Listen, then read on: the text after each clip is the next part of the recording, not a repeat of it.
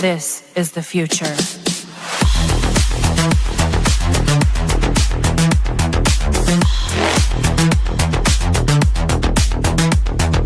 Evolution. The Crossing Realms Conference launches September 19th and 20th and will dock in Richmond, Missouri. This is already being called the event of the year, folks. With an unprecedented list of speakers and special guests, 2 days of cryptids, UFOs, and paranormal presentations, along with a celebrity-filled ghost hunt, meet and greet, gallery reading, vendors, and a film screening. This promises to be both educational and fun. Go to Eventbrite.com to secure your tickets and vendor slots before they are all abducted. They're going fast.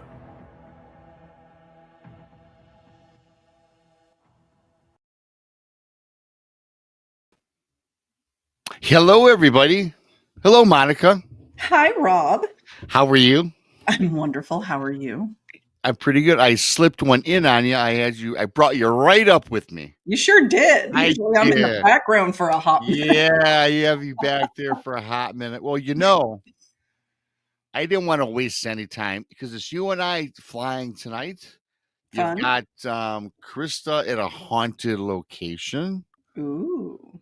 Miss Brandi with her work hours. That girl has got the dumbest work hours. I know, bless her heart.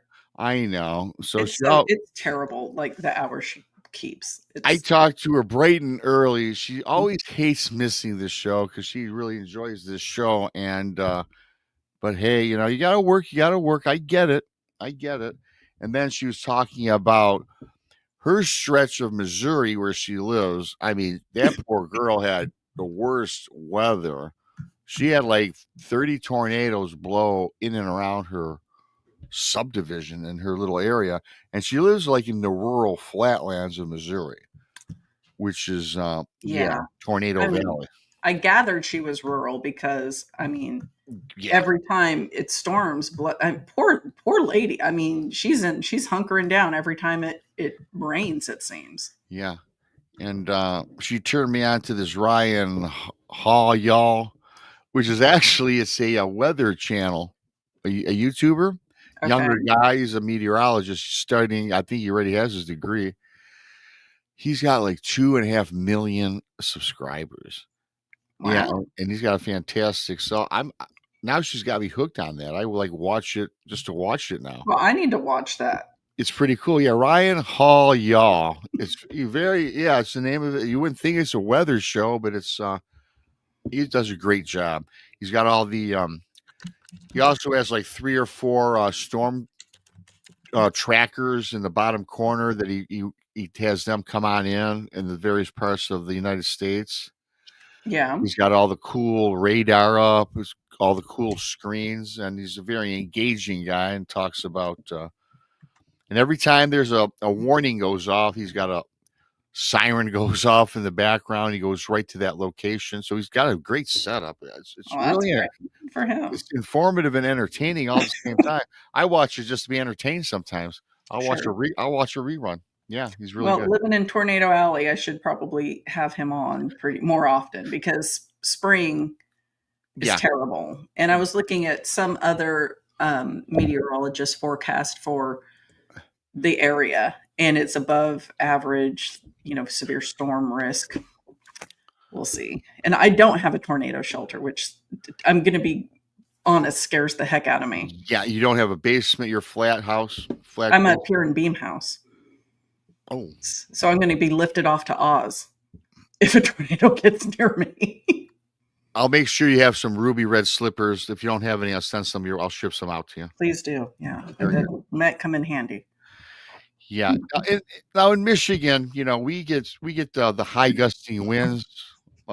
We get 65 to 80 mile per hour gusts at times, which I tell you what, they're dreadful a lot of times. I've seen roofs get taken down, and I had one of my umbrellas just literally ripped out of the picnic table or table I had it in, and it was flung 300-400 feet in the air. Well, yeah, the spring here is trampoline season, so those can come crashing out of the sky at any minute because of the winds. I mean, we get straight line winds. which are just as damaging Oh, as like no. an F1 tornado sometimes. We had them. And I think that we've had tornadoes, don't get me wrong, but if they do, they come up through the Ohio Valley because, frankly, if you do look at the state of Michigan, we're just like one big island. You've got Lake Michigan on the west, Huron on the east, Superior to the north, and really at the bottom, there's no water. So I think it kind of deters the bigger tornadoes. And we get very few touchdowns. Although they touched down, they just touched down in Flint the other day. Oh, really? Yeah, Flint, Michigan, north of here, about 200 miles or so, and maybe 100 miles. Oh yeah, touchdown. It took out a Walmart's shopping. It took out their roof. I was looking. Oh my gosh! So you never know. The weather's crazy. It is, and so on. So thanks to everybody for coming on in. Of course, this is late night. We do this every Saturday at 11. And it's the end of the week shows for most of us. So we just kick it and talk some bizarre news and a couple other crazy things or interesting topics or whatever. Thanks to everybody for coming on in. The super chats, of course, open. A great way to help support what we all do around here. You can become a BMR pirate. Mateys, join today. Join the many, join the few. Depending on your point of view, of course. Thanks for that. Always hit the like button.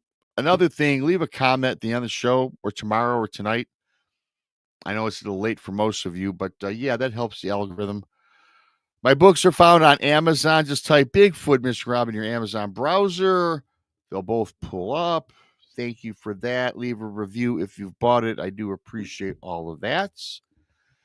And so, we'll start it here. So I was putting together this. I knew it was just you and I. Okay. And, when I go through the bizarre news, I always try to find something relevant, something of interest. And every once in a while, I'll find something that, makes our eyes roll. And then maybe I'll find something a little bit on the funny side. But, Monica, everything I came across today was a little more serious, really. Oh. But interesting, but that caught my attention. And the last one is something that's right up your alley. So when I finish that, they can segue maybe into the second part of the show. Sounds good. Good. I saw an interesting article I need to send to you. Okay. I don't know if you consider it weird news, but it caught my attention. Well, today's bizarre news, I mean, it's bizarre, but it's not really weird. It's kind of more, I will tell you this. What I found is these would all be interesting topics for an actual regular show.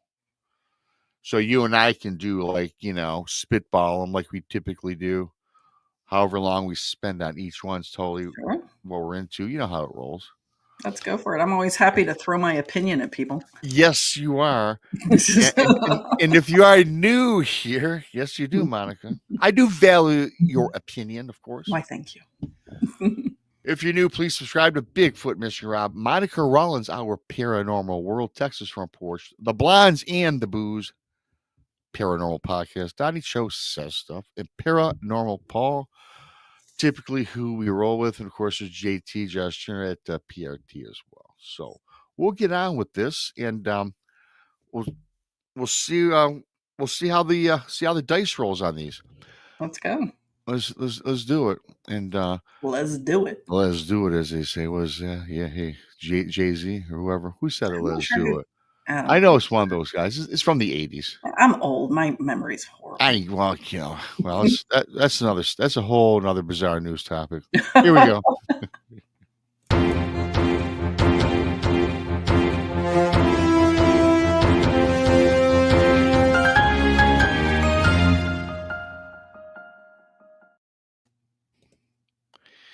Alrighty then. So this one here, I found this interesting because I like archaeology and things like that. But also, before I really get into the gist of this, as most of you know, I just remembered today, April 20th, I guess, Monica, is Easter. Yes. And just today I was thinking, I'm not a fan of Charlton Heston. I don't think he's a good actor. Okay. Now, the 10 Commandments, I've seen it 25 or so times. I do love that movie. I like a lot of the Bible movies. I really do. And I like the 10 Commandments, the story of Moses. And then I also like the Planet of the Apes. Okay. Those are my two favorites with him. So it kind of reminded me when I get into this story. Okay. And the thing about it, since it is Easter, I found this cool. I'm going to show the picture. Now, this picture is not going to give away anything. This is a site in Turkey. Okay, see, that's basically in the middle of Yes. Turkey somewhere. And there's Okay. nothing there. You get the idea of where this was found. So here's a story. And again, these aren't really all that bizarre. I think they're kind of cool. So researchers are planning to excavate the rumored site of Noah's Ark. Okay. Okay. And this takes place this was published April 9th of 2025 by TJ Huff. The Darpana site in Turkey, is this Noah's Ark? Turkey's Darpana formation is believed by many to be the petrified remains of Noah's biblical vessel. Situated approximately 3 kilometers north of the Iranian border and around 6,500 feet above sea level, the site, which for years has been hailed by some as the final resting place of the Ark itself, could soon be at the center of a significant new archaeological excavation. Researchers from California-based firm Noah's Ark Scans are hoping to prove once and for all that the Darpana formation really is the biblical vessel built by Noah at the time of the Old Testament. The location lies in an active earth flow with harsh winters, so protecting the area is our top priority, says researcher Andrew Jones from the aforementioned company. Over the next few years, our Turkish university partners will conduct non-destructive tests like soil sampling, radar scans, and other methods to determine if the structures we've detected are truly man-made or simply natural formations. Only after we gather enough evidence and have a proper preservation plan in place will we consider excavating. Some experts are already convinced that the site really is the petrified remains of the Ark. Earlier this year, a new study found evidence to link the formation to the story of Noah in the form of clues indicating that the entire region was underwater at the time of the biblical Great Flood. 30 samples of soil and rock from the site were analyzed and determined to contain clay-like materials, marine deposits, and even traces of small shellfish dating back around 3,500 to 5,000 years. Our studies show that this region harbored life in that period and that at some point it was covered by water, which reinforces the possibility that a catastrophic event of great magnitude occurred, the international team of researchers wrote at this time. As things stand, however, there still is no smoking gun confirming that this really is the site of Noah's Ark. So I brought that up because I think years back I might have seen on, I don't know, one of the shows where they found it. I think it was where was the mountain that was supposed the Not Ark? Ararat. Yeah. So this is definitely, and that was in Turkey as well, was it not? Yes. Okay. So this is not there, but so what do you think about that, first of all? And I'm not going to turn this into a religious thing. I mean, we all hear the stories. I went to Catholic school for 7 years. I believe in the story, but Mm-hmm. you think it's possible that there are actually remnants of the Ark somewhere here in the world? I think it's possible, but carbon dating should help with that. even if it's petrified wood, I believe, and of course I could be wrong because I'm not an archaeologist, Right. that you can take samples, right, and you petrify it and then radiocarbon date it, right? Mm-hmm. And so, what for people that don't know, what is the process of carbon dating? What or in layman's? No. Well, you said it like such a scientific young lady. Carbon dating is what, Bill? I mean, what is the def? Okay, do you know what the definition of carbon dating is? Because I'll be honest with you, I don't know the definition. Well, oh gosh, I believe we should get Donny Cho in here because I'm willing to bet Donny could tell us what radiocarbon dating is. Yeah. But everything's carbon based, and I want to say it breaks down slower, and I don't know. Okay, they do some science stuff against it. That's about about what the gist of it that I. All I know is that gives a relatively accurate date for something. Right. Yeah. Don't ask me the science behind it. Unfortunately, I don't know that. But I do think that they would be able to take, samples of even petrified wood, right, which is essentially rock, and be able to date it. We need somebody a lot smarter than me on here giving, whether or not that's possible. Donny, if you want to come up and if you're sober or somewhat half not in the bag, if you relatively coherent, if you're relatively coherent, you can how to get here. Because I'm very interested in this, and it also leads to: do you believe that if we get a little more bizarre, getting more into the cryptid field, I always remember there's a variety of stories out there, and I heard that there was a giant. Now, of course, when the flood came, that was to eradicate the Nephilim. Is that correct? Well, yeah, there's a story, yes, that it was to cleanse the earth of, evil is kind of what it says. But then you've got the texts that say that it was really essentially to destroy the Nephilim, that they wouldn't allow Leviathan, I think it was Leviathan, onto the ship. But I mean, in real science, not just biblically, but in science, there were great floods around the Younger Dryas, right? So that's something that happened, but it was global. It wasn't regional. I shouldn't say it was global because there's less evidence of it in the southern hemisphere as the northern hemisphere. Mm-hmm. But there were catastrophic floods that took place during the Younger Dryas, and they don't really know why that happened. I mean, they're guessing, but they don't know why. So I think that, and there are stories of floods in different cultures around the world. So something definitely took place, but nobody really knows why it took place.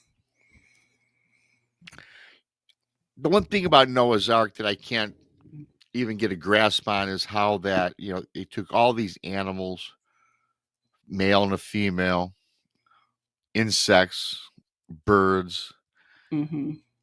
Even with the size of the ark, I just, as much as I want to believe in the story, that thing had to be as big as a city, eh?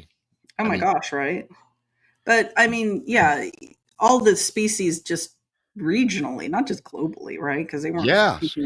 I doubt there were elephants off the Sahara up on the ark, but yeah, just I mean, everything that is regionally. Just imagine all of the species of bird, just like you said, and that's where I have a hang up too, because the sheer size of the thing that would be required. I mean, come on. It would be, like I said, it would be the size of a city. It'd have to be. Oh, yeah. And even just two of everything. That's right. I mean, consider it down to the insects, like you said, everything. Yeah. And I never really thought much about the insects until I got older, because I was, as a kid, tigers, lions, panthers. Hey, Larry Sharp, thank you so much for 5 new pirates. Mateys. 5 new pirates.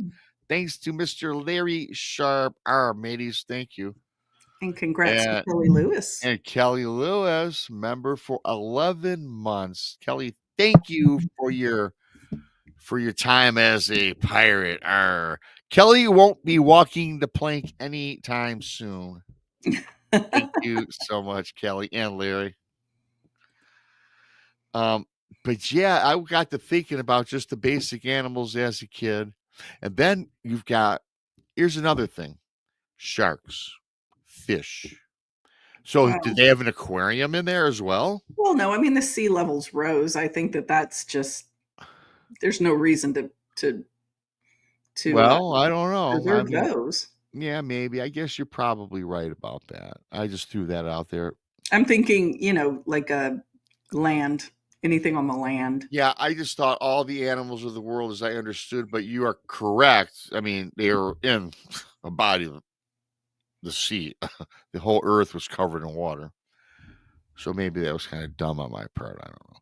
But the insects, there's a million insects. Yeah.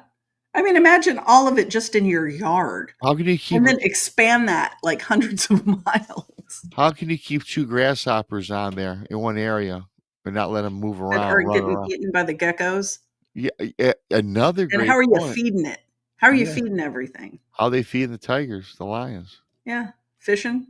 You hauling a blue whale? Yes, Oh no. Well, what they did, what's the other old Bible story? They got a hold of the dude that lived inside the whale.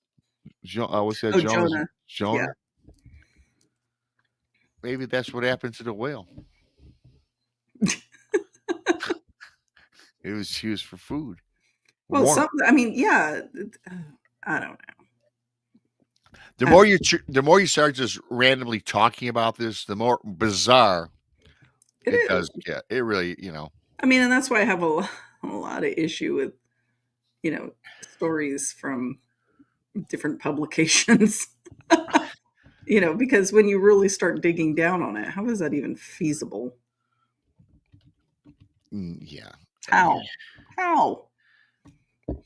This actually I got from a Source magazine off of the National Geographic. Cool. So, well, the research behind it is legit. I am positive. Yeah.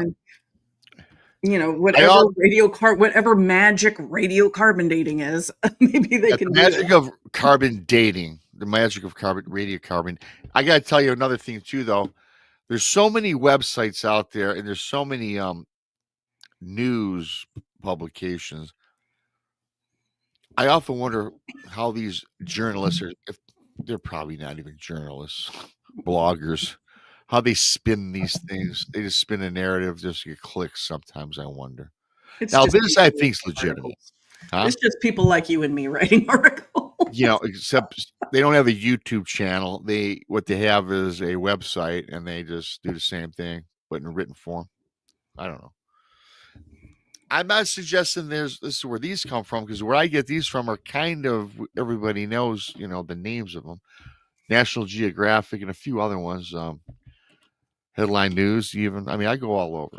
So yeah, that's kind of interesting. I only brought that up because I always liked the story of Moses, which has nothing to do with Noah's Ark. But since it was, it just spurred me on to start to show it that. I think we kind of, that's enough of that.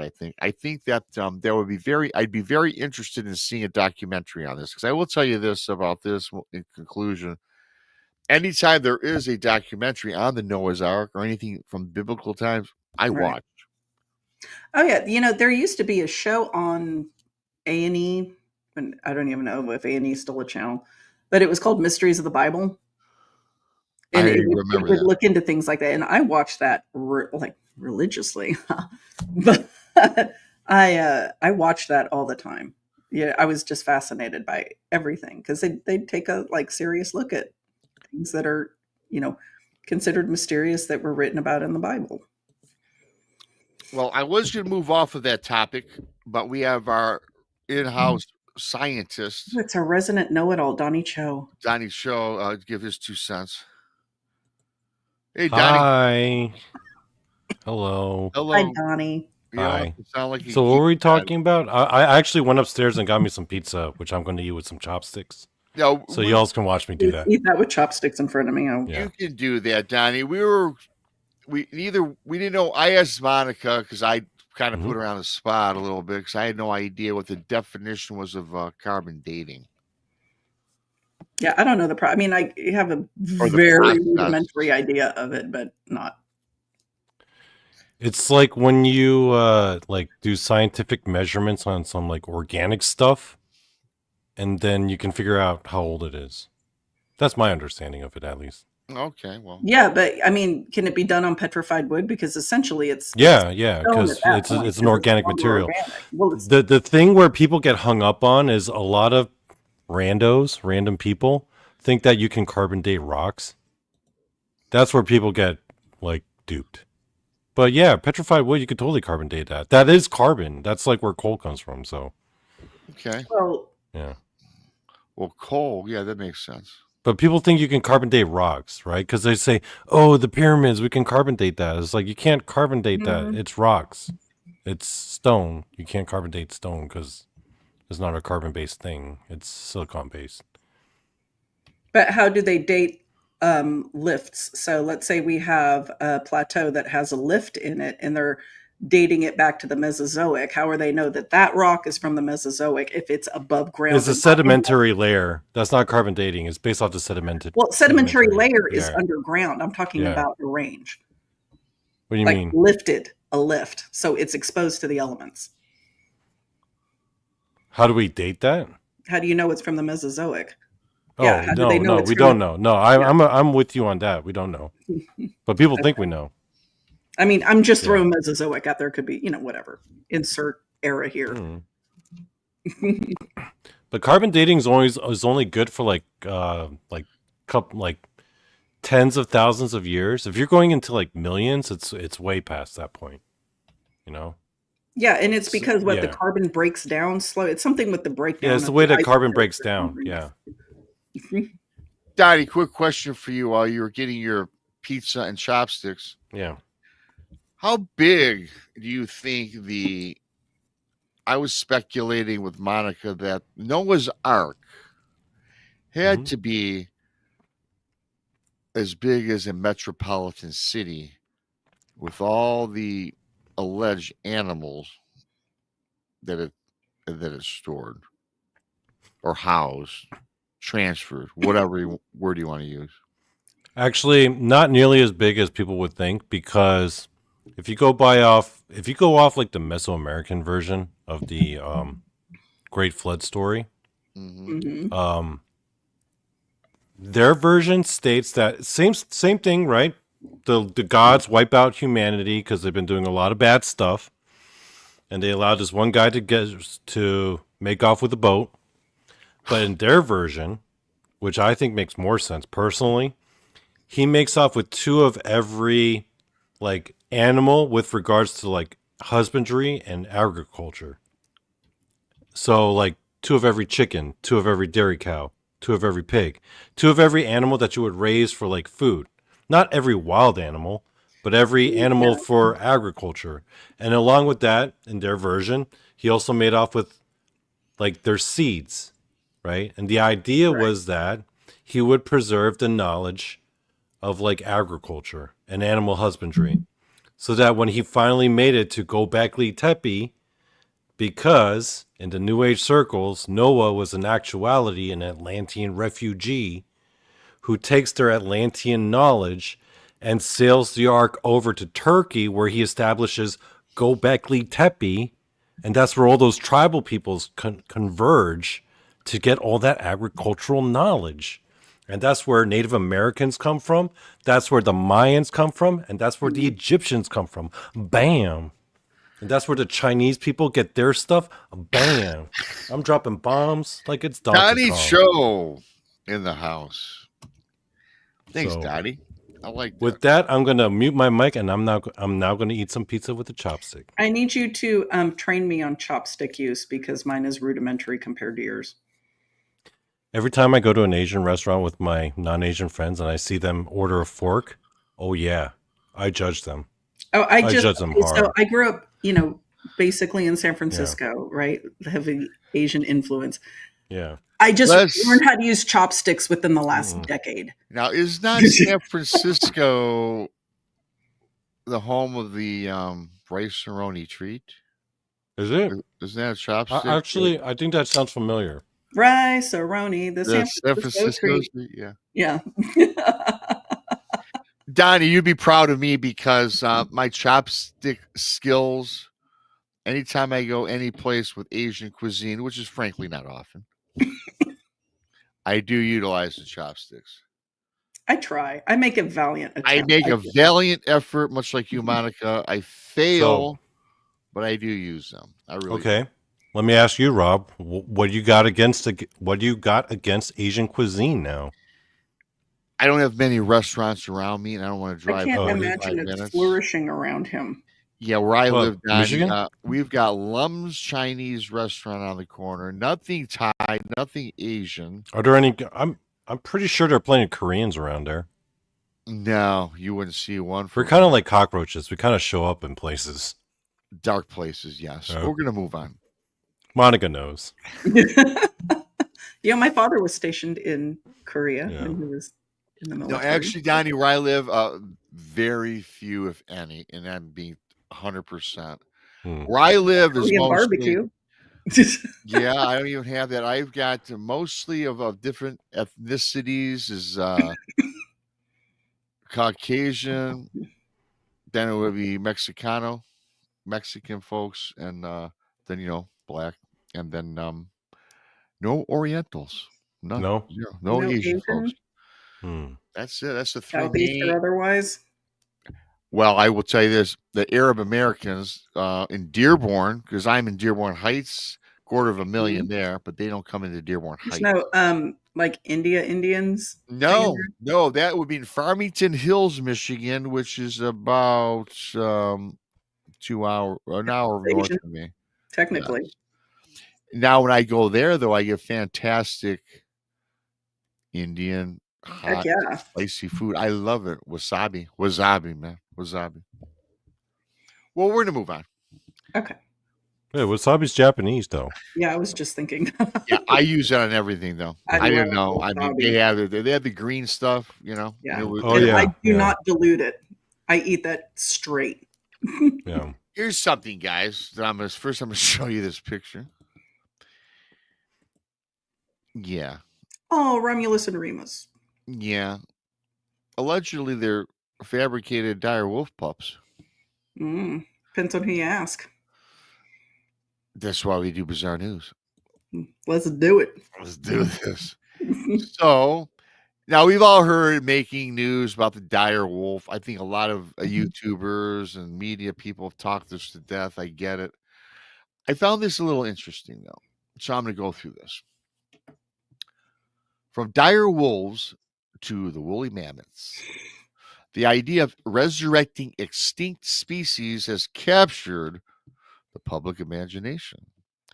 Colossal Biosciences, the Dallas-based biotech company leading the charge, has made headlines for ambitious efforts to bring back long-lost animals using cutting-edge genetic engineering.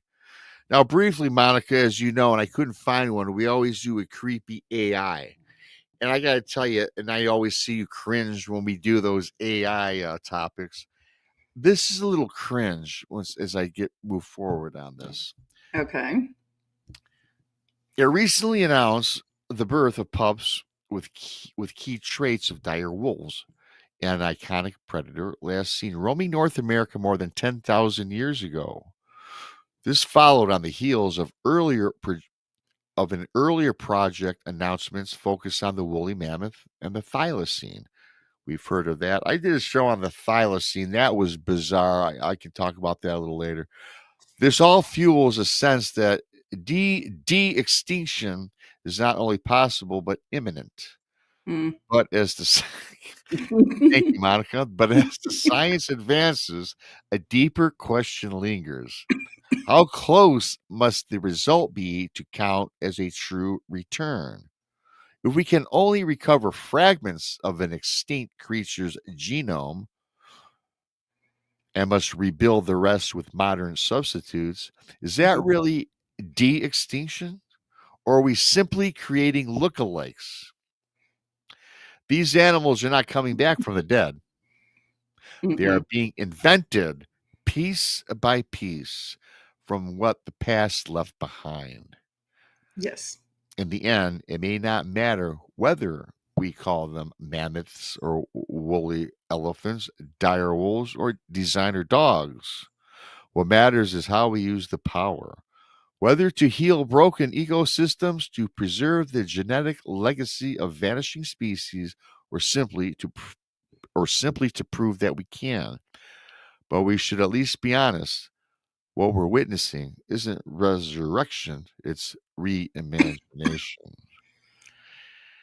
I kind of like that. I mean, again, what are we doing here? So what we're creating are like dire wolf adjacent animals, because I mean, key traits is not a full genetic profile, right? So you're not truly creating dire wolves. You're creating wolves with traits of dire wolves. And I mean, they don't have enough of the DNA, it sounds like, to create a full specimen. So yeah, you're creating dire wolf adjacent canines, right? In my opinion. And it's not de-extinction. You're creating something interesting. But I mean, truly, what ecosystem is going to be healed by a 7-foot wolf roaming the prairie? You know, not even 7 foot. I mean, just these things, I don't think people understand. These things are huge. They are huge and very predatorial. There's a reason they, even with, I did some story on the thylacine. Certainly not as big as a dire wolf, but there's a reason why they're gone. And now they actually made clones of these that have been released in, I think, Sweden, not the United States. And the reason that they were a predator, but not so much they would kill your home domestic pets, but farmers could never make any money or raise crops because they were notorious for tearing up the crops, the farms. They just raised all sorts of havoc. They're like, F that wolf. For a person trying to earn a living. So there's a reason why things come and things go, and that's my 2 cents. I think trying to bring back these things, well, I think it's a cool idea. You're looking at the ecosystem, though. Are you looking at the ecosystem as it's truly designed by nature? Or are you looking at, because a lot of things went extinct due to human intervention. Yeah, right? I get you. I mean, it's a whole different. That's not natural. Well, I mean, I guess in a way it's natural selection, but it's not like we're out there running them down and killing them with our bare hands. They weren't. They didn't. When we did it, it was, as you said, by natural selection, right? It was the natural process of the woolly mammoth. Was the woolly mammoth died off? Well, it was hunted to extinction. Yeah. Was the woolly mammoth hunted? So yeah. No, there was evidence that it was hunted, but there's no evidence that it was hunted to extinction. Okay. More likely it was climate change. Megafauna, like none of the, well, I don't know. I don't know enough to say none of the megafauna survived, but like most of the megafauna went extinct. No, we can go back to the one everyone knows about, the dinosaur, right? That went extinct because the planet went extinct.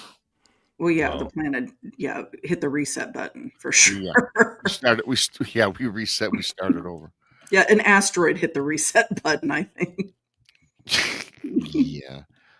The aliens, blame it on the aliens. But then the real question is, did dinosaurs really go extinct? Because there's plenty of birds around, and all birds come from dinosaurs. Birds are dinosaurs. So birds are dinosaurs. There's an argument to be made that dinosaurs never really went extinct at all. They just became birds. Yeah, they just evolved. Yeah. Like the smaller ones evolved. Yeah. And I saw a meme the other day that said, alligator and chicken, everybody says they taste very similar, but they're both throwbacks to dinosaurs. So they taste similar because they're dinosaurs. They taste like dinosaur. They don't taste like chicken. They taste like dinosaur. Yeah.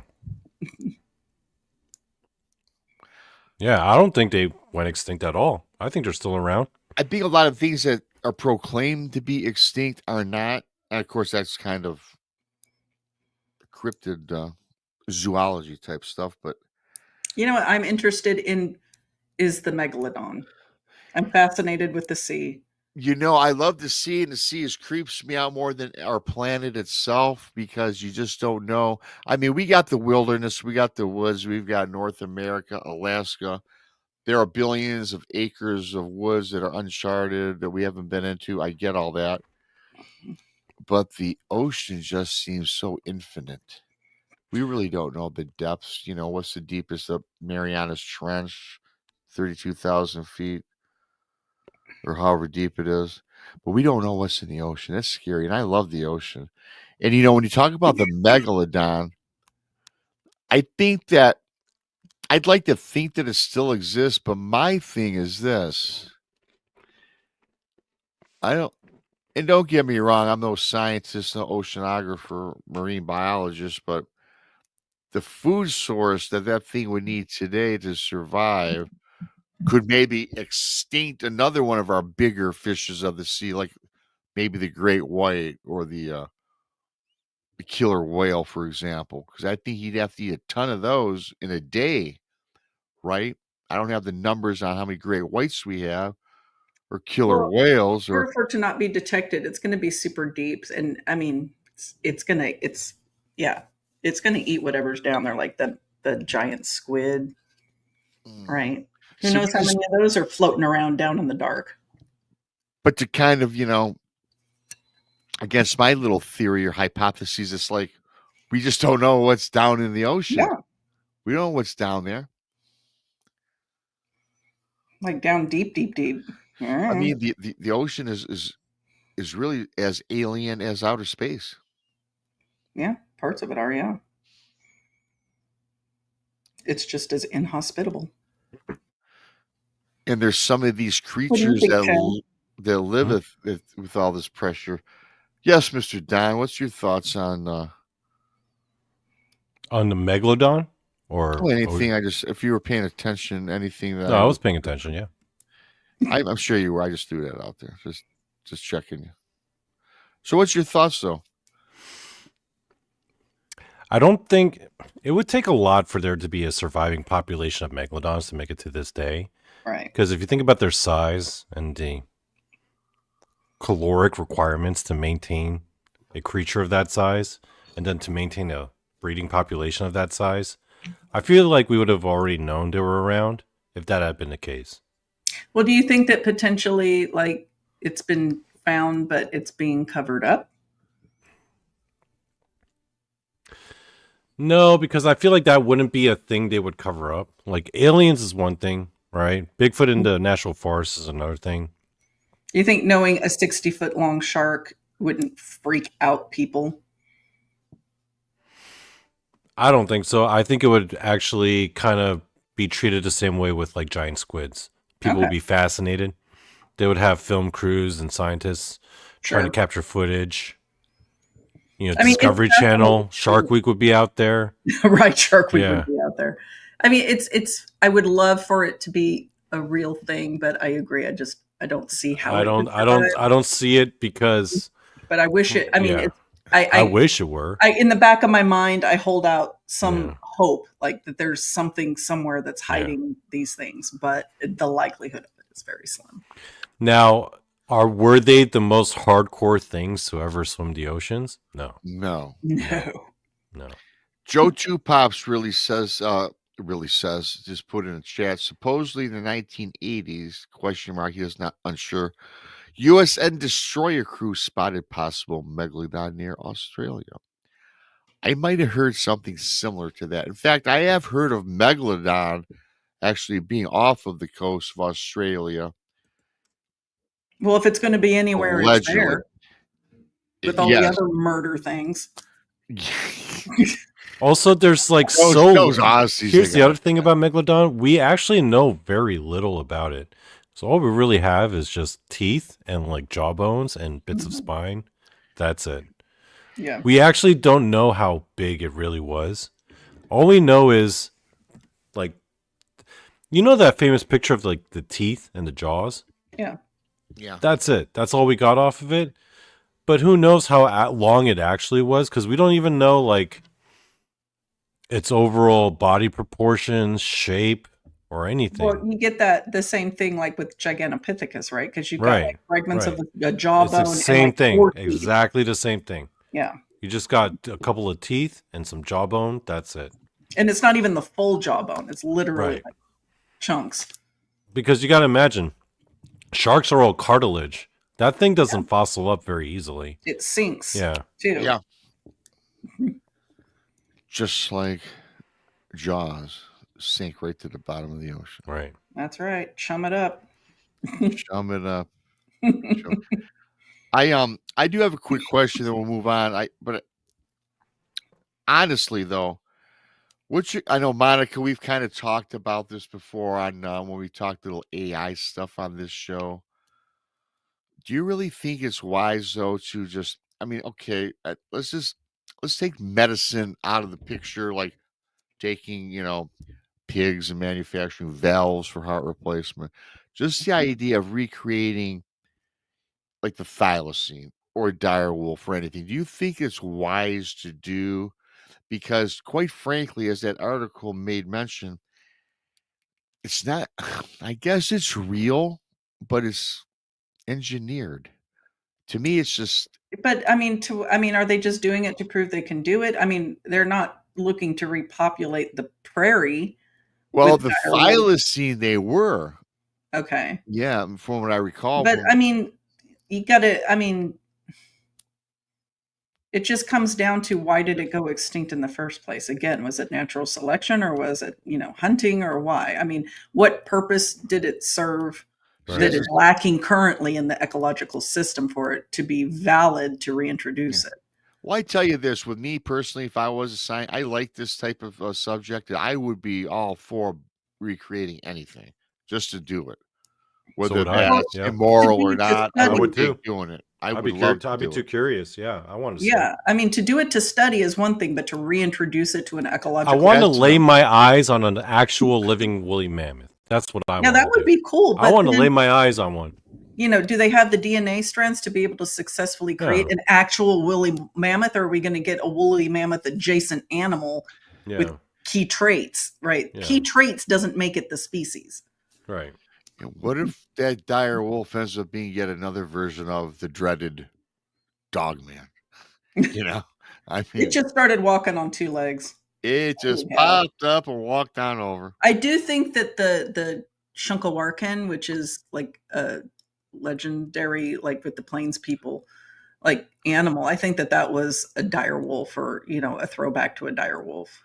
Whether it was really hunting the plains or if it's just an oral story passed down from the days of that.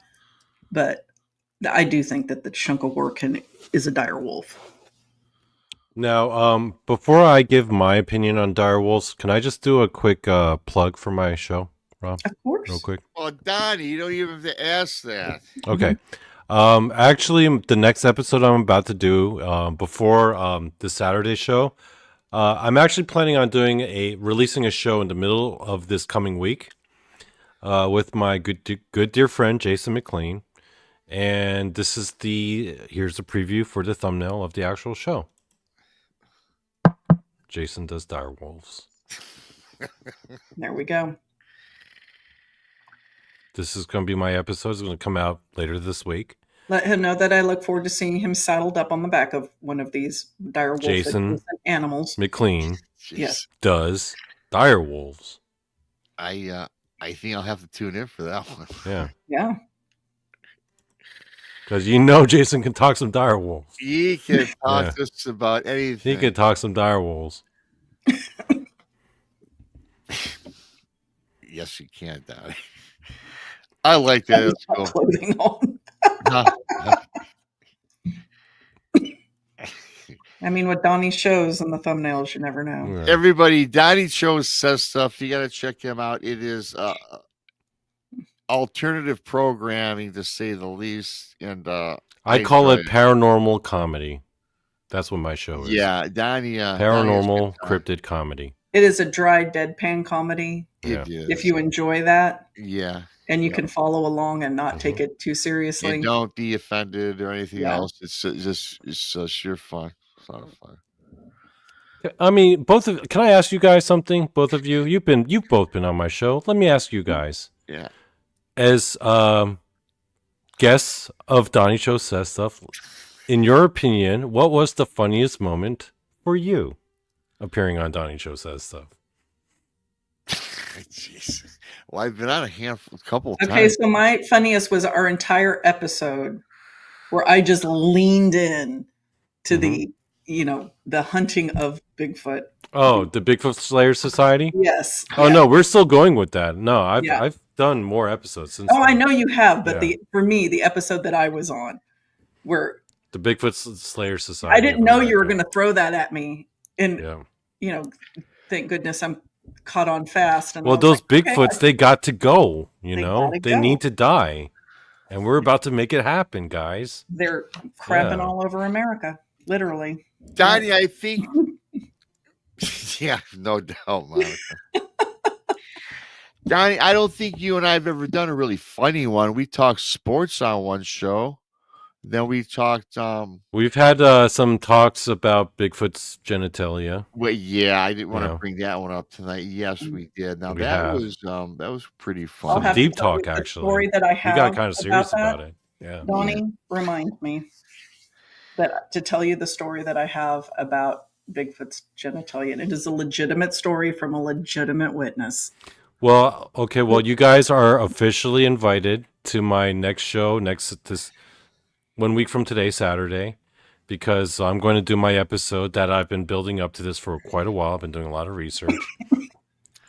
The literary genre of Bigfoot erotica. And you guys are going to be there. We're going to have a panel discussion about Bigfoot erotica. I will be there, Donny. You'll be there? Monica, will you be there? Yeah, I'll be there, Donny. What time is it? Well, it's 9:30 my time, so 8:30 your time. It rolls right into this show, typically. We're going to do a panel discussion on Bigfoot erotica. Donny Cho says stuff. You're already here, folks. Donny Cho says stuff. Please subscribe if you want to. That will be get a little something different. Do you have any recommended never mind. Oh, I've been doing research. I've been actually reading the novels, the books, and getting them on Kindle and reading them. And I'm very well versed in the genre, You're the on literary an FBI genre watch list now, of Bigfoot erotica.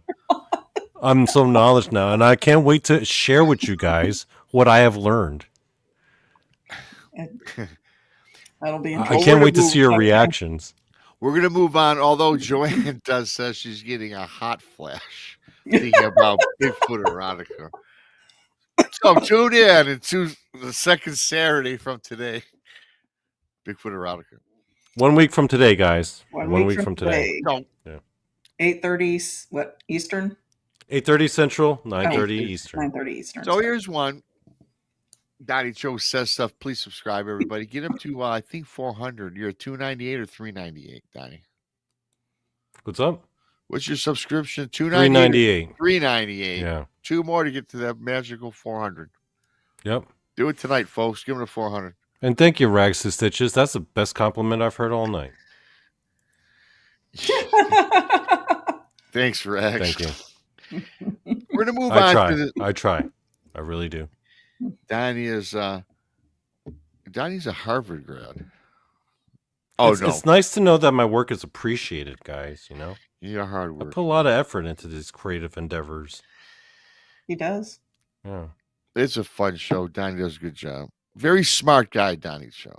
Yes. News item number 3. Ominous black tower structure spotted at Area 51 on Google Earth. Now, you guys, I pulled this up. This news broke today, April 12th. So this happened today. You got it here. You got it here. Breaking news. That's right. And I do have a picture that I'll show. I'm going to go through the article here. This news credits to Google Maps, Google Search. An eagle-eyed anomaly hunter has discovered a curious tower-like structure at this secretive Area 51 base in Nevada. The base, which has for years been associated with stories of captured UFOs and reverse-engineered alien technology, is now home to yet another mystery. By zooming in on the northwestern side of the base, it is possible to find a tall, peculiar-looking tower that is dark in color and shaped like a triangular prism. You can find it, blah, blah, blah, on Google Earth. They even give the longitude and latitude, Yeah, they give the longitude and latitude right here. Speculation has been rife over exactly what this tower's purpose could be. Some have suggested that it might be a control tower related to the nearby airstrips, while others have put forward the idea that it is some sort of science experiment or weather station.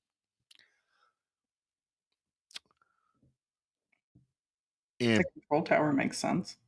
And I believe that, and you know what? This thing is 3 pages long, and that's just what I pulled out of it because I did not want to read that whole thing. I think these were the ones that I want to roll with.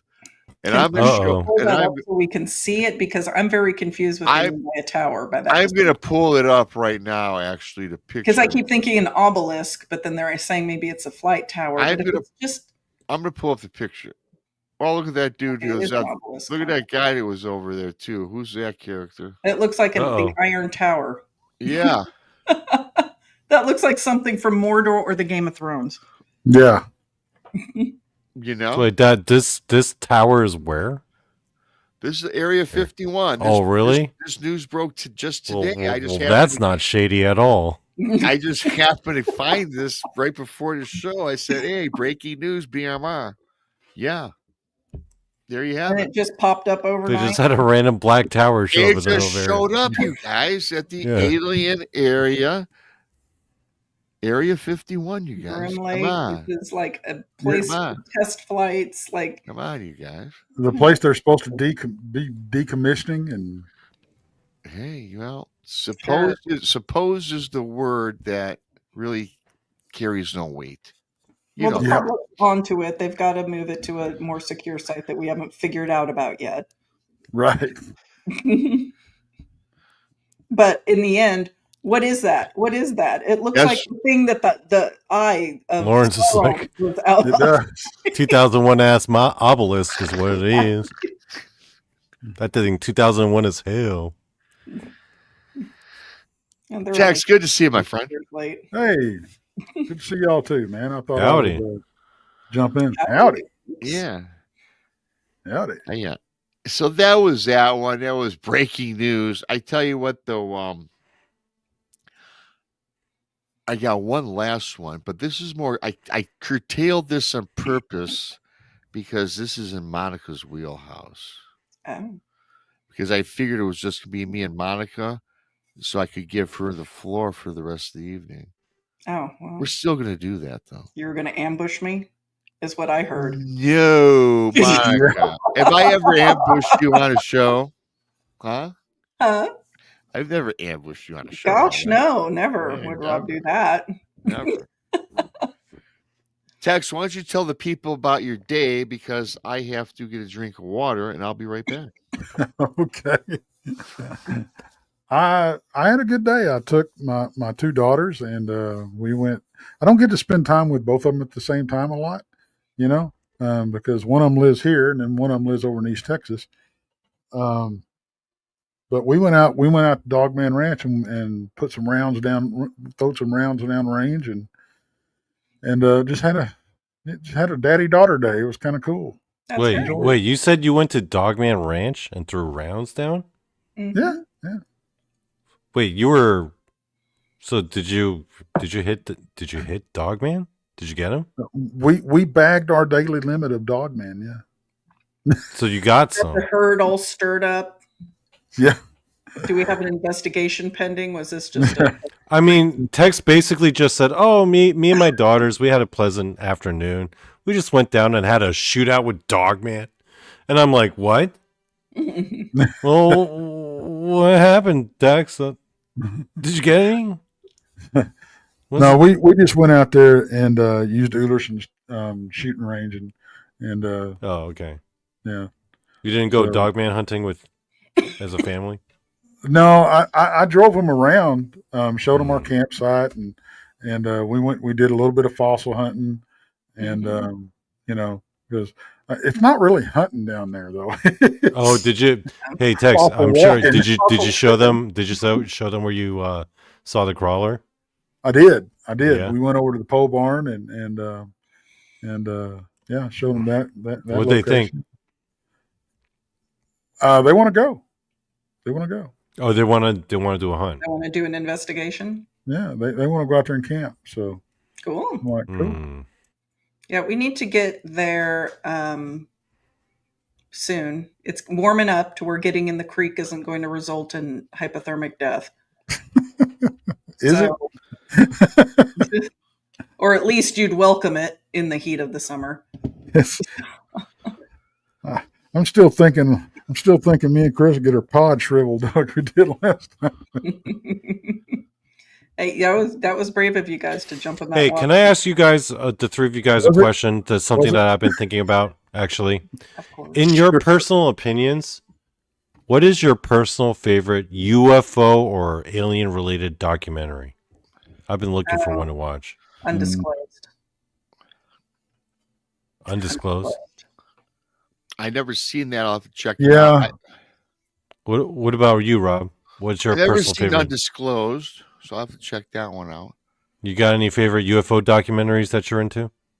Well, actually, yes. I like the Michigan UFO encounters of 1997, simply because it was in Michigan, because there was 360 unidentified craft on a radar over Lake Michigan that mysteriously vanished into the depths of Lake Michigan, where they suggested that was a base, an alien base, and 350 witnesses came forward from on the Michigan side, the shoreline of Michigan, for about 8 or 9 miles up the coastline, all the way to the coastline on Chicago. Bryan, how are you, buddy? Guess who's here? Bryan Bowden.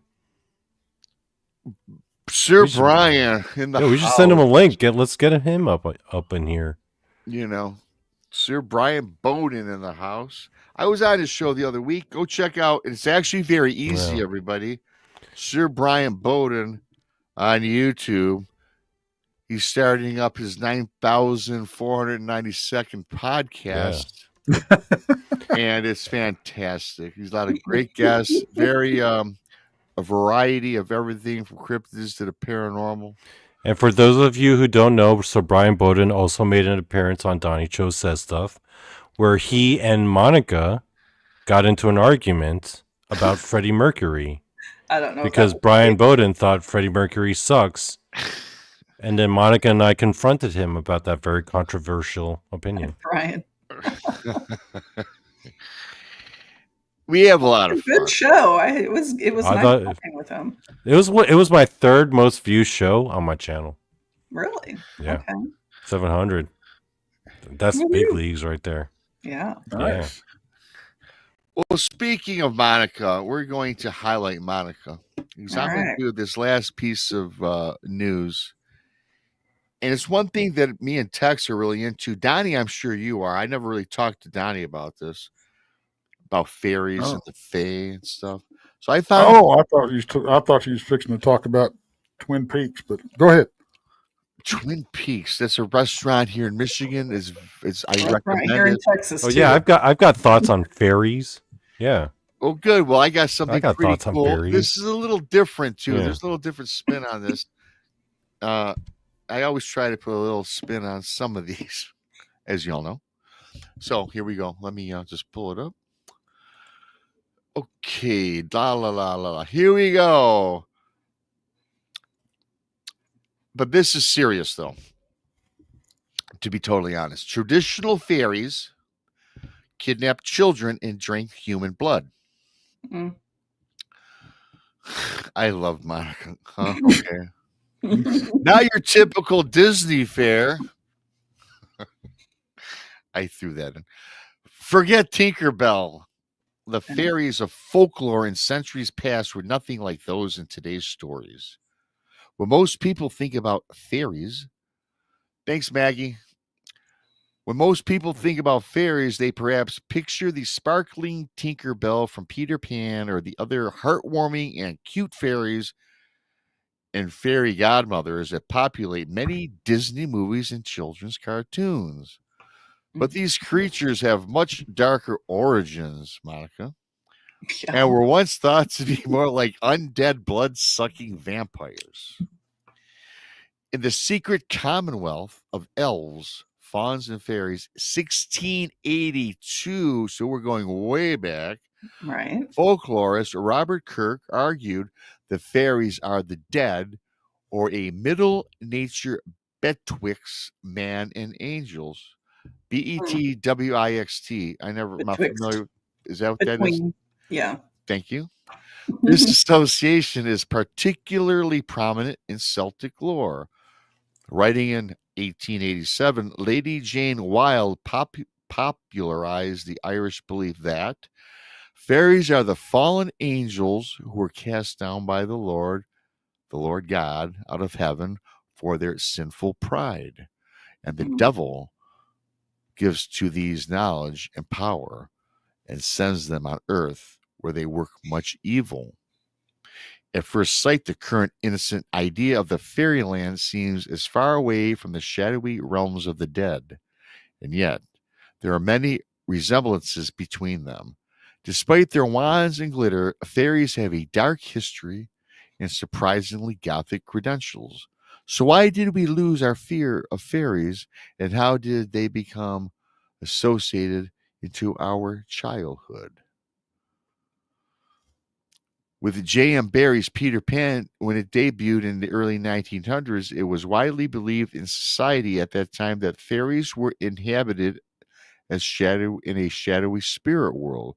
Fascinated by angels, ghosts, and vampires, Victorians, subsequently Edwardians, increasingly saw fairies as the souls of the dead.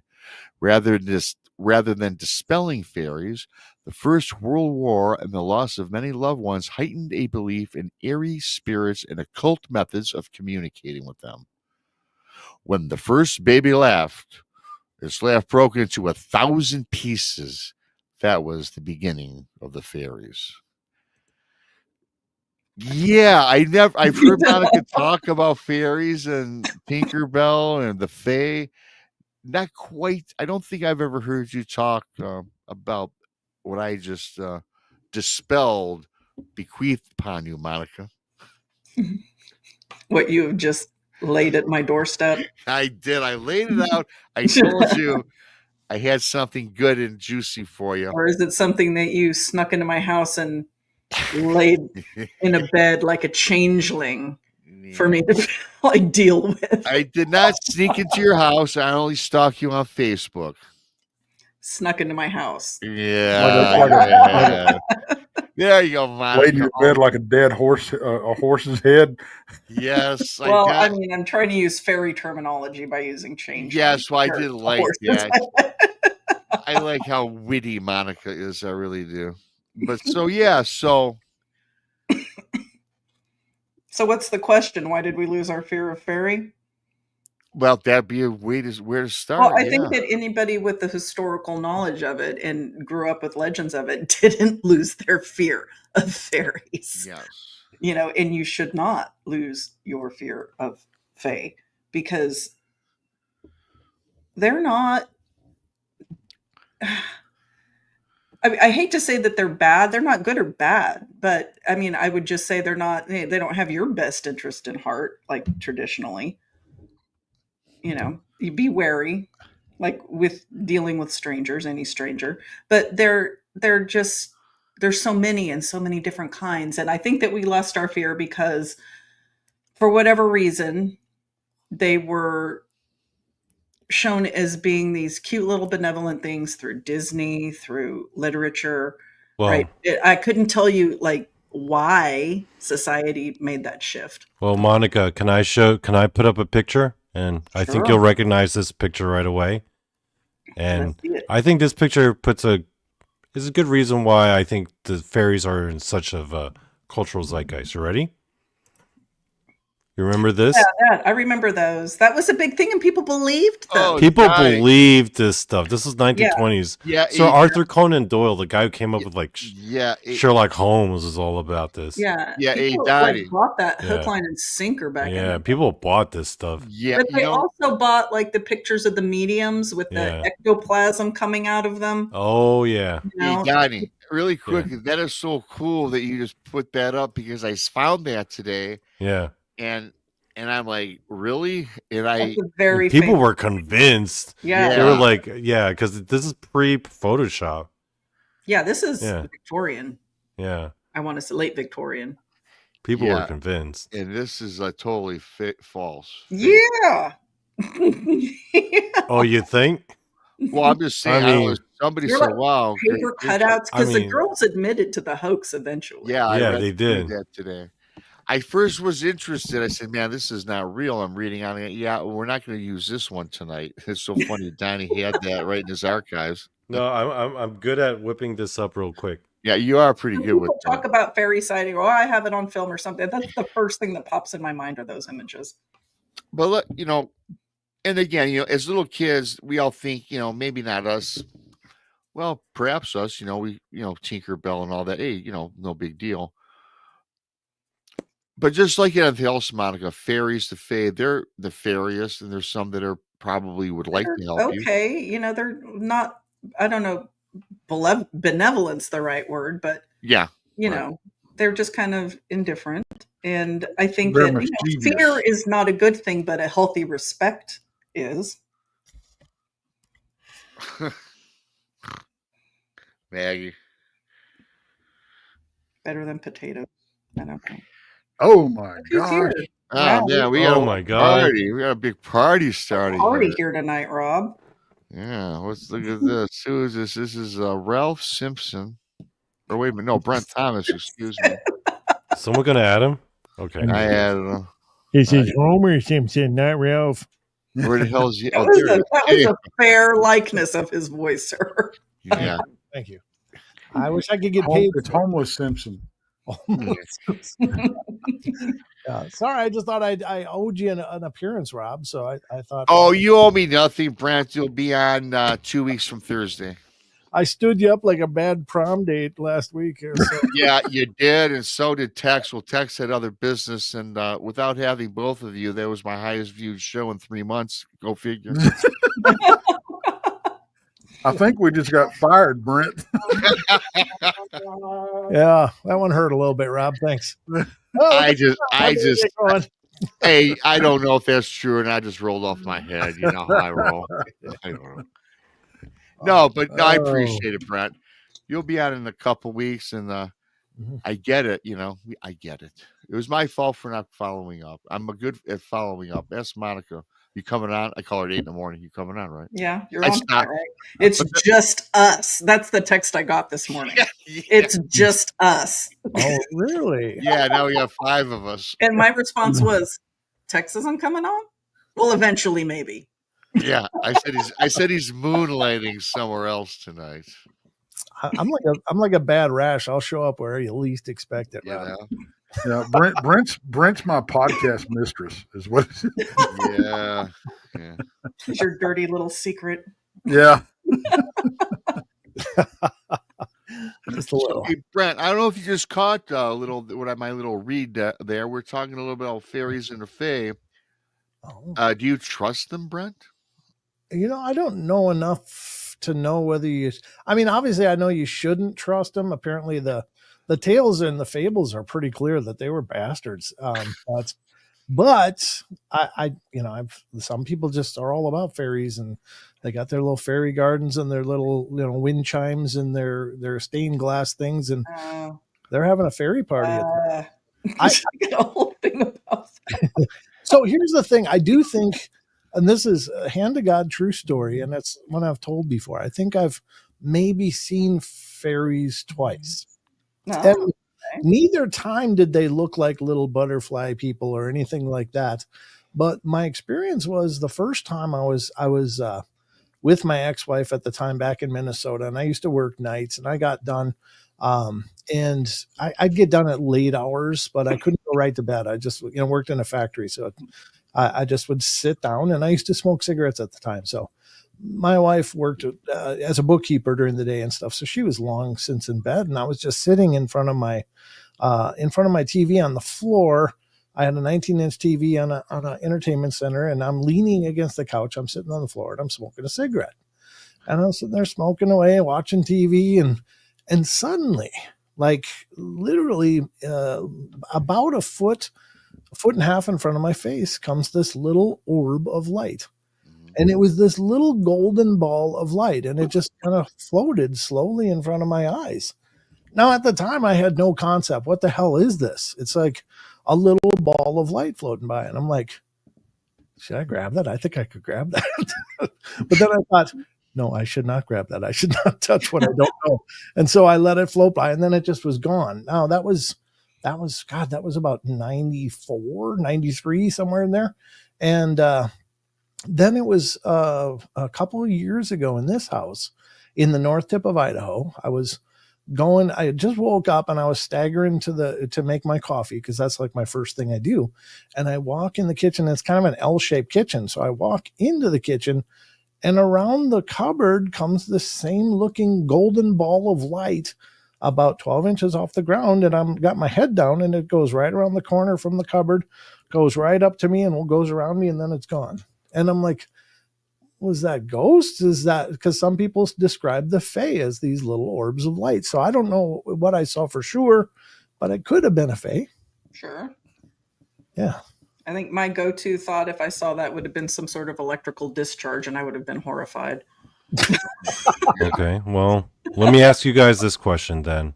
Sure. We often hear talk in New Agey paranormal circles about elementals, right? Nature elementals. Yep. Are nature elementals, in your opinion, the same as the Fae, or are they different beings? That's a good question.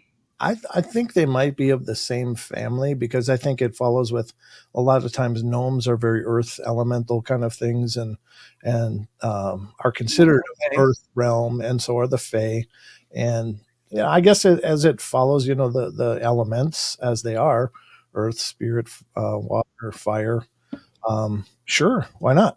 Hey, damn! Look who arrived. That's my take, Donnie. So who do you think sent him the invitation? Oh yeah, here he Thanks, is. Donnie. Thanks, Brent. Thank you, Donnie. My hands are so full right now, as you can see. So yeah, let's talk fairies and elementals, guys. Well, hey, you know what? We will. Brian, thanks for coming on, brother. Bryan Bowden, Sir Bryan Bowden on YouTube. Go subscribe. He's got a fantastic show, as I mentioned earlier. I just sent you images that it's in your messenger, Donnie. It's in your messenger. I'll load them up for you. With the family, and I told my daughter we went into a spot that has these old stone chambers. I've had Bigfoot encounters there, and I said, "Let me take a picture." And when I took the picture, I always take at least 3. That's the paranormal investigator in me. Boom, boom, boom.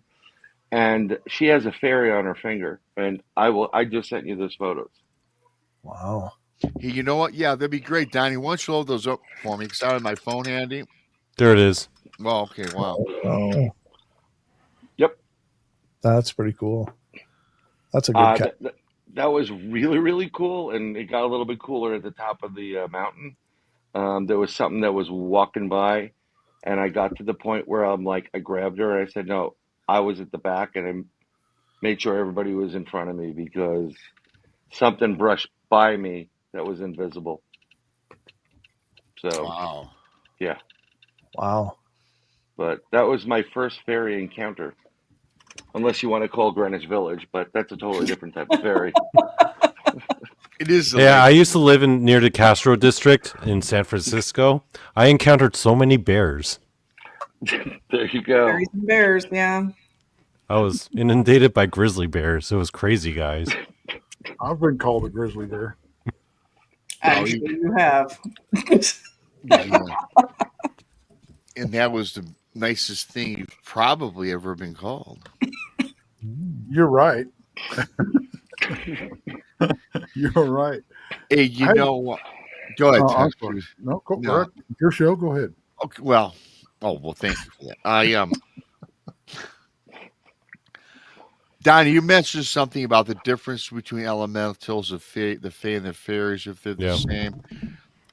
I'm going to tell this really quickly, and I don't think Brian's heard it. Tex might have. Monica, maybe not. Brent, I know, hasn't. Really quickly, it's a long story, so I'm going to do the Reader's Digest version. This story I got from some guy. that he had hiked and camped in the same area of the forest, and I believe it was in Upper Maine somewhere. And he'd been doing the same regimen over and over again, 10, 15, 20 years. Knew the forest like the back of his hand. In fact, he always took up his camping area at the side of this river that ran through where he did his fishing.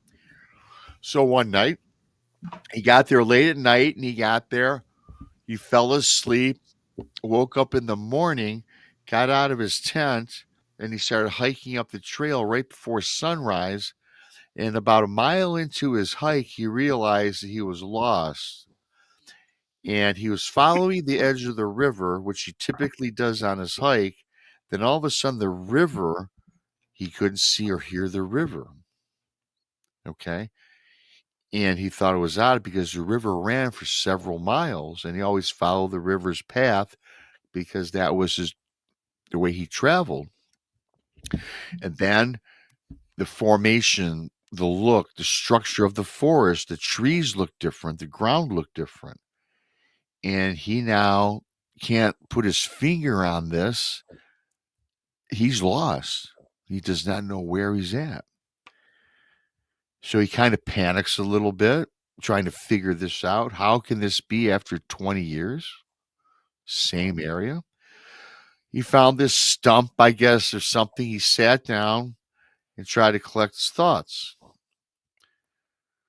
And then he looks over in his shoulder, and he sees this gleam, or this light. And then a shadowy figure kind of emerged from the tree line, which he thought was perhaps that of a Bigfoot, doesn't know. And it kind of went back into the tree line. And so this man is like, that was creepy. On top of the fact that he's lost, like he's in the Twilight Zone, sees this ominous image. So he gets up and he starts looking at these different trees. Like I said earlier, the trees even turned a different shape and size. And they were big barreled stumps, at the bottom, at the base of the trees. So he's looking, then all of a sudden he sees this face forms in one of the trees, like a face kind of emanated from the tree. Odd looking face, not scary, but certainly odd, where you're going to be like, whoa, what's going on? What's going on here? So he got the chills and he's looking. Then he panned down another 30 feet and another face on the tree appears. Now, Donny, or wherever Donny, he's gone. So I was thinking, so as I'm reading and talking to this guy later on, I'm thinking maybe this is an elemental. I'm not very versed on the elementals, but I heard that I know it's earth, it's fire, wind, and all this, but I'm thinking they're a part of nature, maybe Monica, a part of the Fae. I don't know. So this guy got up, and something in his mind says, just follow the faces in the trees.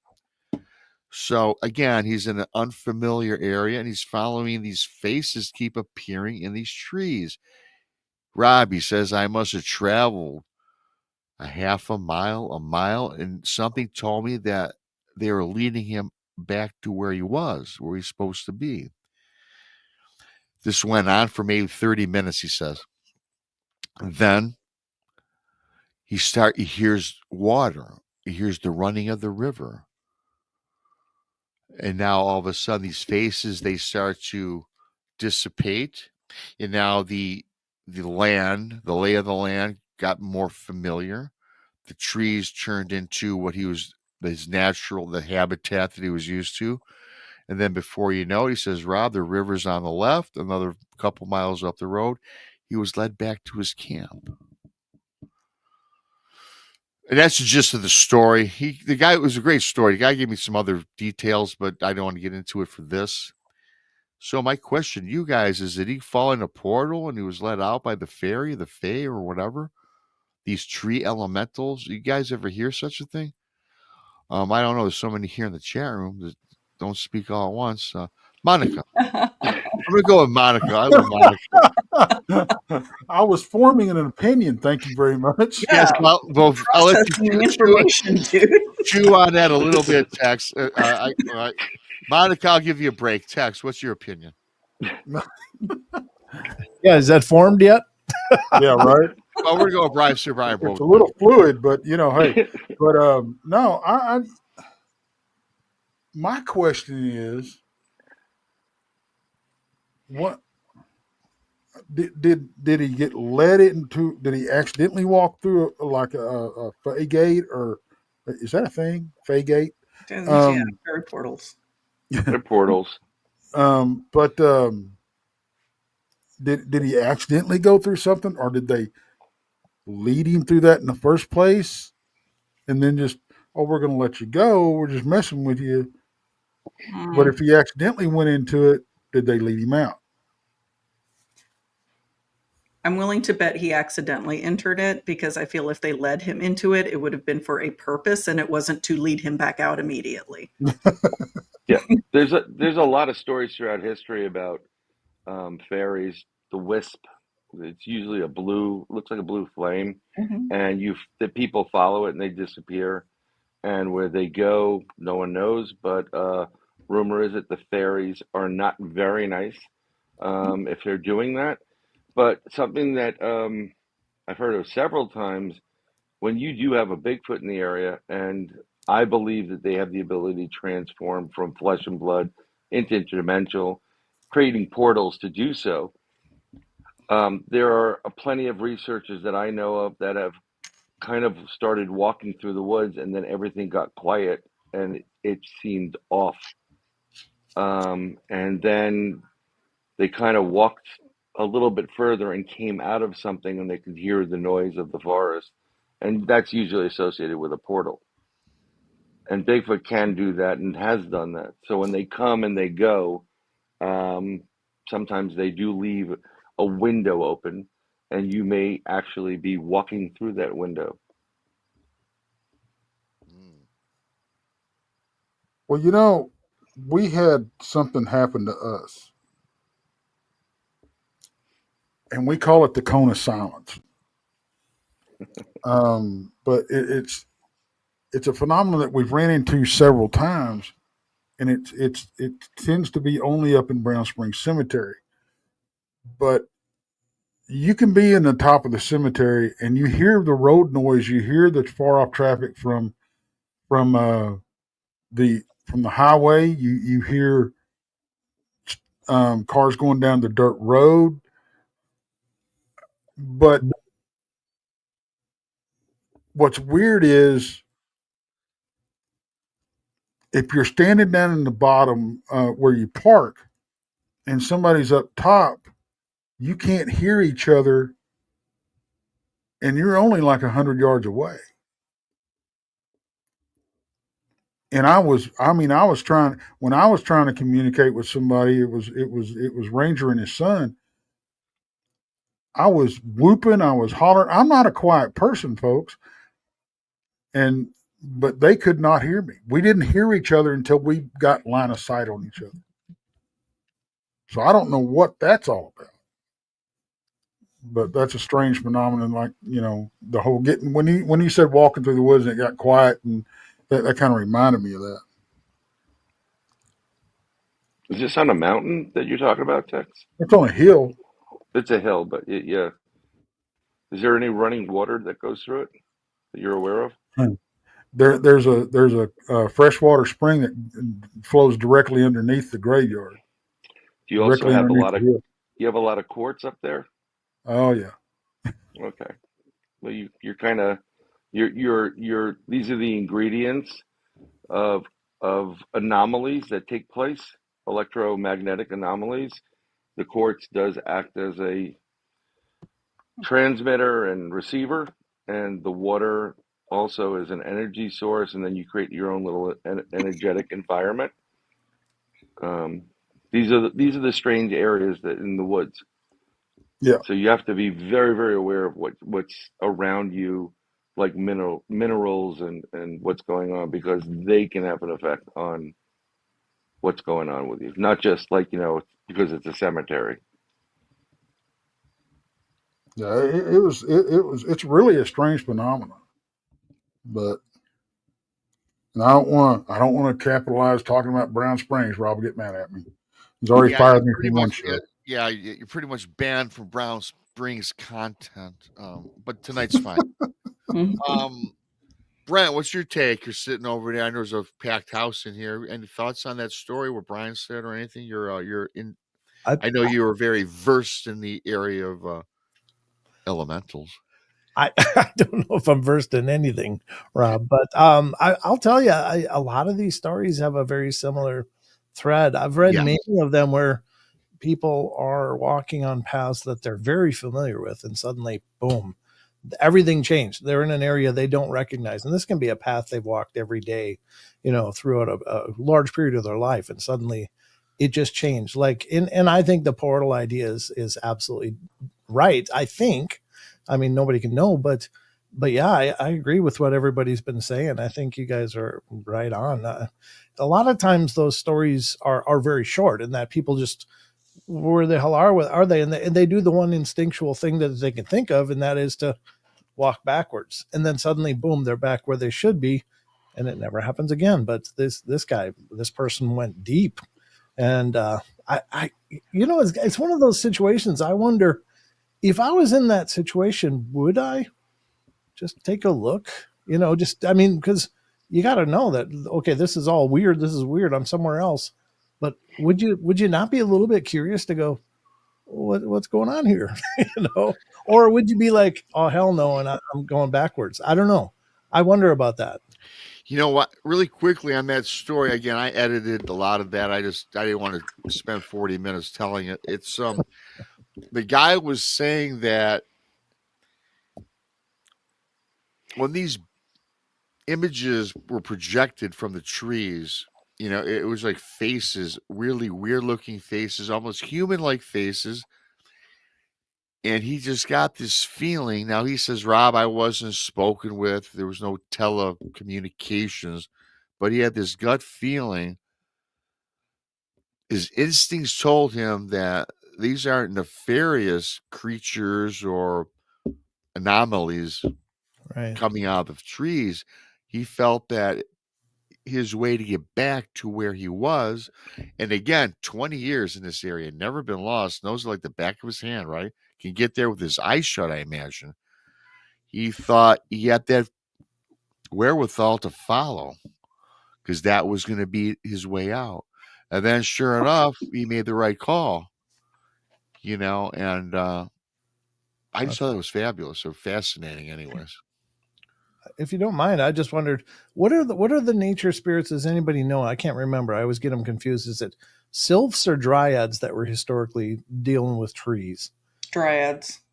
So when I was hearing the part about the faces, I was thinking about dryads. I was like, yeah, I wonder if that was them showing him the way, like perhaps that, and that, I think maybe they were communicating with him, but it wasn't like a Bigfoot mind speak. It was just the urging to him to go, and maybe he picked up on that. I don't know.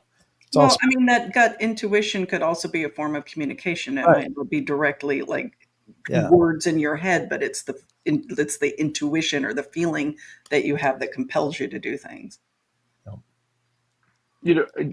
Over history with all these different, fae elementals going in and out and appearing and disappearing, and then this happening to that person that went through the forest, or what? Sometimes it makes me think what role atmospheric conditions and kind of like straddling two different dimensions or different timelines, and we have those moments where it's the same road we've traveled 9 million times, but for some reason something happens that we're not aware of. Maybe clouds come in, and the next thing you know, you've jumped timeline, or you've jumped whatever for a little bit. You're like, what's going on here? Where some of these mystical creatures exist, and they're like, that guy doesn't belong here, and some of them send you back. They had the same thing with someone coming from Bimini. It's an old story about, it's a 45-minute trip by like Cessna from like near the Bahamas to Miami, and he would usually takes 45 minutes, and they report going through this electric fog. Yeah. everything's going crazy, lightning, and then the next thing they know, within 15 minutes, they hear Miami Airport, and they're like, radio in, and they're like, "Who are you?" And they tell them their tail number, and they said, "You're not supposed to be here for a while." They landed in 15 minutes because they went through some kind of portal. And these things happen all over. You have a ton of storms right now going from, Arkansas across and going throughout the country. Then if you want to add on top of that, add the NextRad system that's been bursting quite often, maybe doing something with the weather, but we'll leave that for a different show. But when you throw some extra energy into the mix and a microwave and the heating of the atmosphere, portals can just appear out of nowhere. Yeah. Yeah. I agree. Yeah, that's a great point. Yeah. I guess we don't often think about that, but what is our technology actually doing? You're right. That's a great point. Well, I mean, you don't know what they're doing with the technology, what the, if you want to call it the black budget people are doing or playing around with. I had one other experience with something that was really bizarre. I live in a large 1-bedroom apartment in the Bronx, New York City, top floor of an apartment building. And, I live with, 3 women. So whatever time you can get into that restroom, you go in there, you take it, you got to do what you got to do. And I'm literally in the bathroom, and I see what looks like a bright flash, like the old flash bulbs on my right-hand side, which is near the sink and where my shower is. And when I look over, it took a split second. I swear to God, maybe no more than a foot off the floor, this blue thing appeared, very similar to the colors on your screen, Brent. It was a quick flash, and I saw something pop its head out. It looked at me, I looked at it, and it was super small. And I'm like, and as fast as it came is as fast as it went. And at that moment, I was like, okay, am I reliving some of my acid trips that I had way back when? Because that was totally unexpected, and it was very bizarre. And, of course, I told a couple of old high school buddies, like, "What were you smoking that night?" And I'm like, "I haven't smoked in a while, boys." But that was a bizarre thing. Then again, the property that my apartment building is on has a crazy history throughout, dealing with the Civil War, mind you.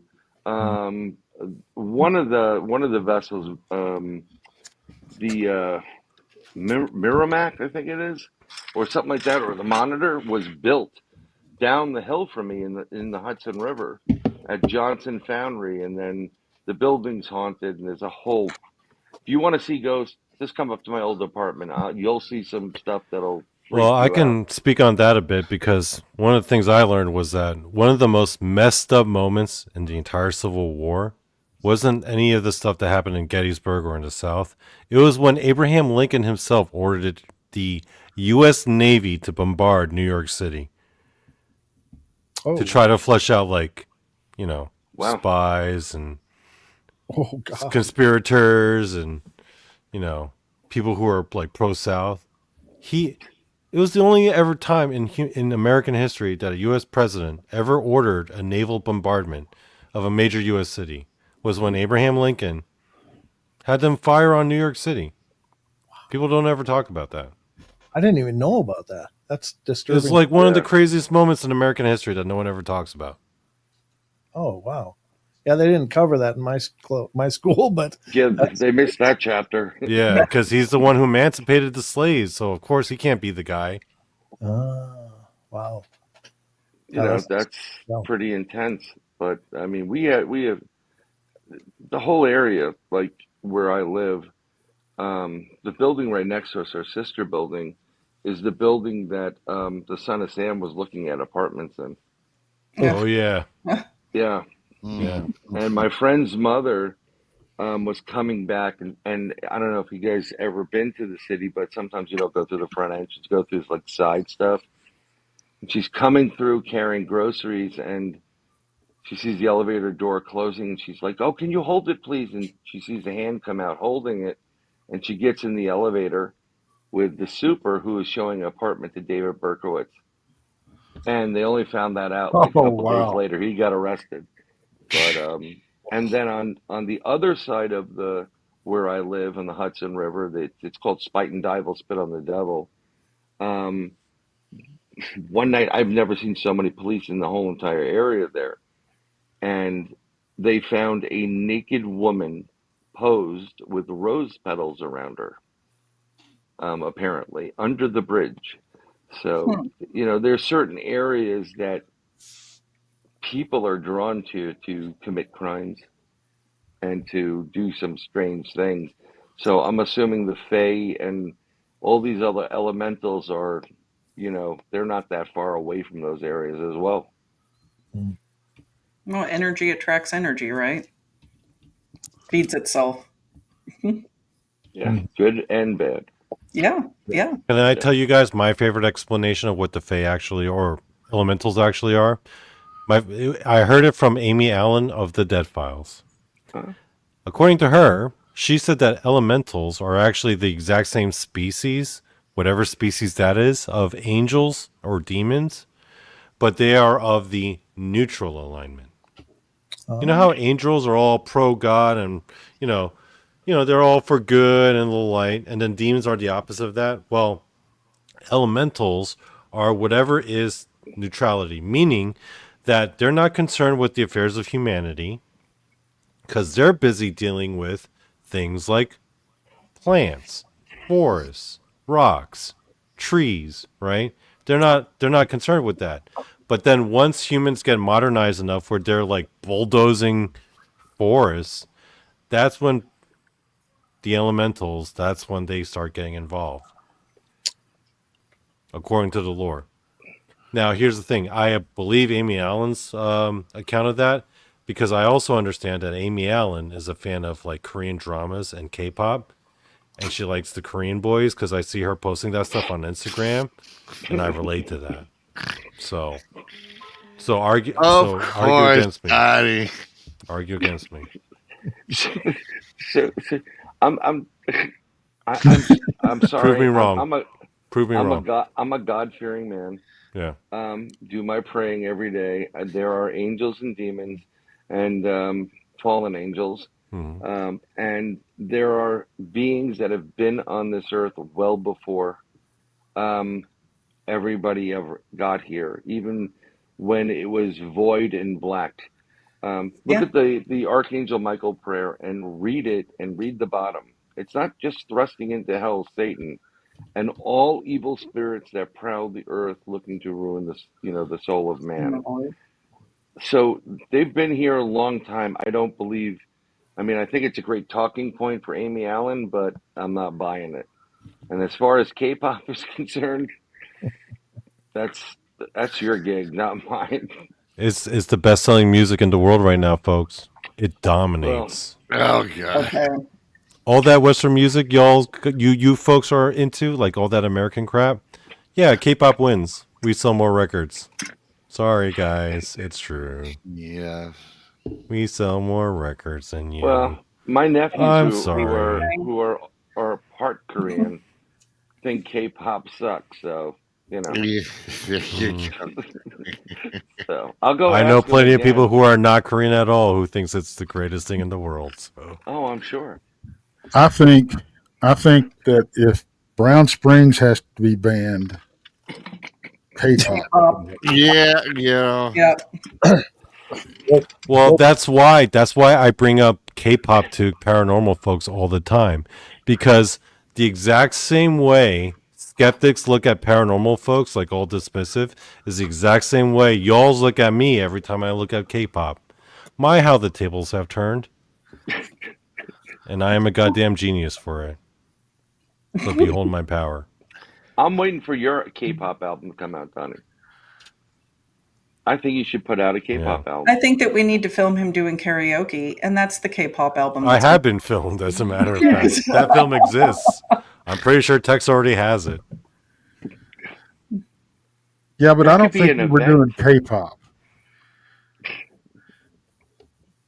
No, Yeah. see, that film is going to exist because I tell you what, Donnie, me and he's going to do some K-pop karaoke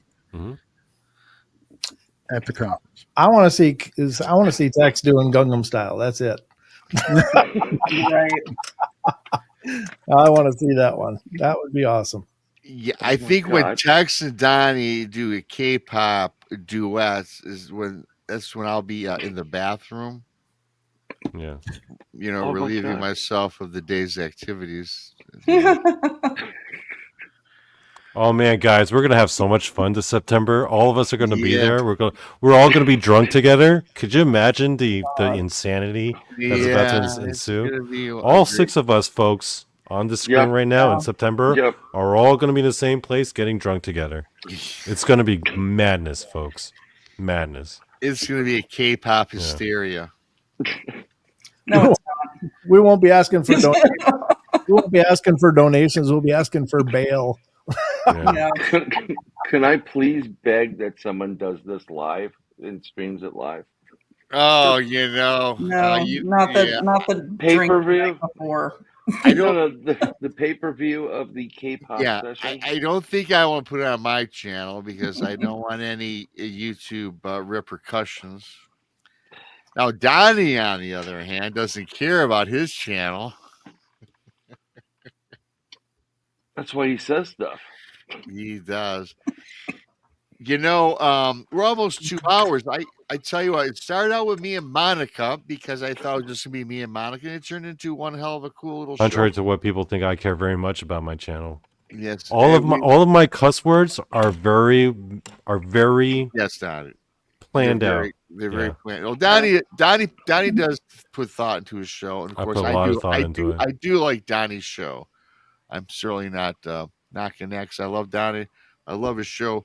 Bryan Bowden, thanks for popping on in. Donnie, thanks for sending him the link. Thanks for having me. Good to see you. Monica, started out with me and you, then we turned into a smorgasbord of all these beautiful people. Thanks, Tex, for popping on in. I had a good time. I love Saturday nights. It's kick back. It's laid back. We do what we do. Before we go, Larry Sharp, Kelly Lewis, Maggie, Joanne, Phil Funk, Kelly, thanks for the donations and pirate memberships. Arr. Most appreciated. Not expected.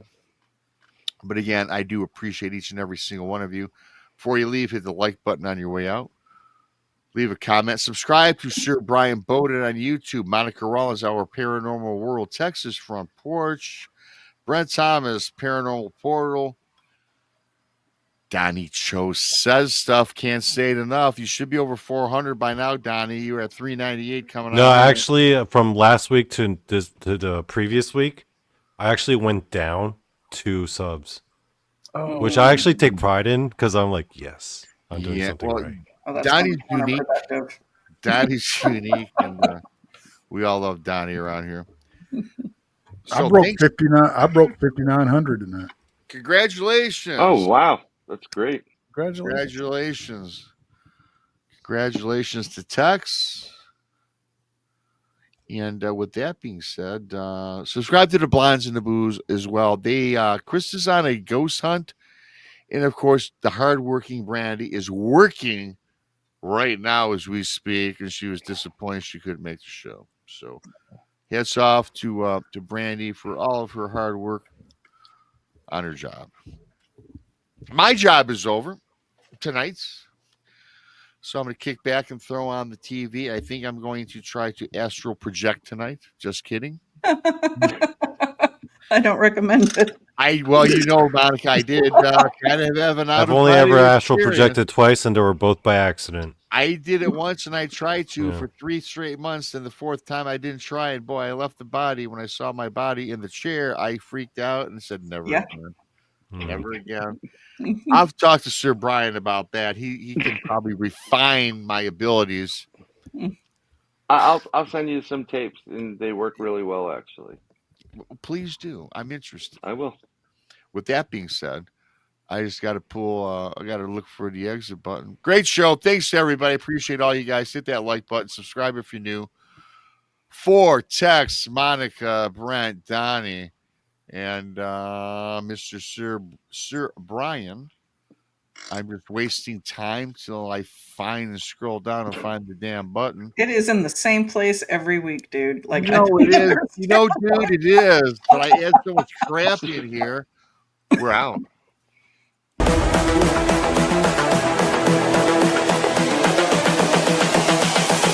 This is the future.